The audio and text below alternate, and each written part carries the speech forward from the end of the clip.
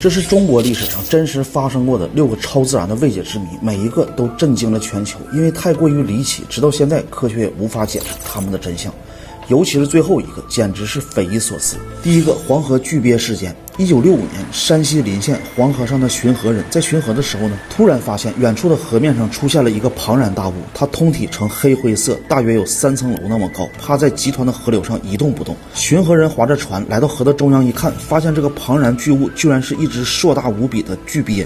在他的身边还围绕着几百只小鳖，说是小鳖啊，那是因为和巨鳖相比，它们的体型显得很小，但实际上它们都不比8000桌小。很快这件事就惊动了特殊部门，他们赶到现场之后，费了很大的力气将这头巨鳖装上卡车运走。后来啊，这件事就不了了之了，当地人也被禁止谈论这件事情。有人说呢，这是有人在故意隐瞒着消息，具体真相如何，我们也不得而知。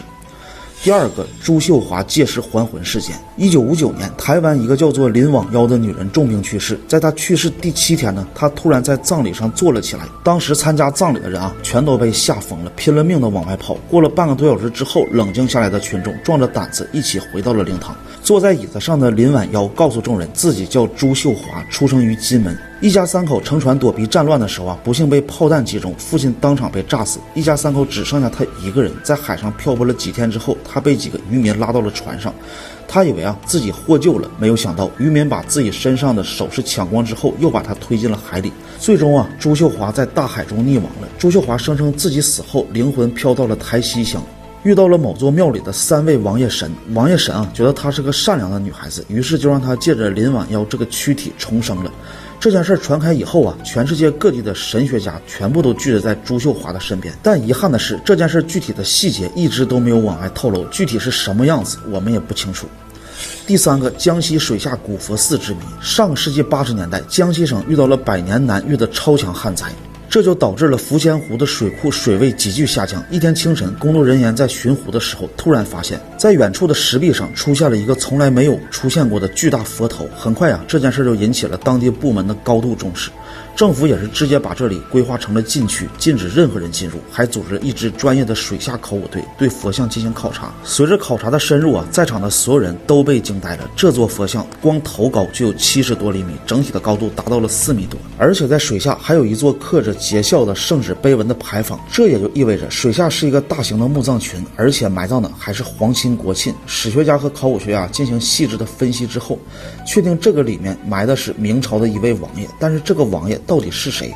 古人又是怎么在水下修建起如此大规模的古墓群的？至今也是个未解之谜。第四个，穿越的电池。1965年，考古学家在敦煌进行考古的时候，从地里挖出来2节奇怪的电池。虽然电池上面它锈迹斑斑，但是明晃晃的南孚2个字却非常的清晰。经过仔细辨认之后啊，专家发现这2节电池的生产日期竟然是1988年。而南孚电池厂是1988年才成立的，1965年它根本就没有这个牌子，所以说啊，它根本不存在恶作剧的可能。难道说这2节电池真的是从未来穿越回去的吗？第5个，人类寿命之谜。科学家说，人类的寿命极限在130岁左右。然而啊，在我国古代出现了很多超级的老寿星。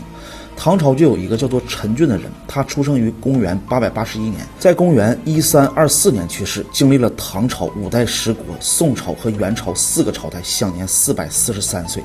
还有道家宗师武当派的创始人张三丰，他出生于1247年，卒于公元1464年，享年217岁。还有老中医兼古者李清源，他生于1677岁，卒于1933岁，活了265岁，一生一共娶了24个老婆。这种种的事迹都表明啊，人类的寿命它远不止120-130岁。那么到底是什么限制了我们的寿命呢？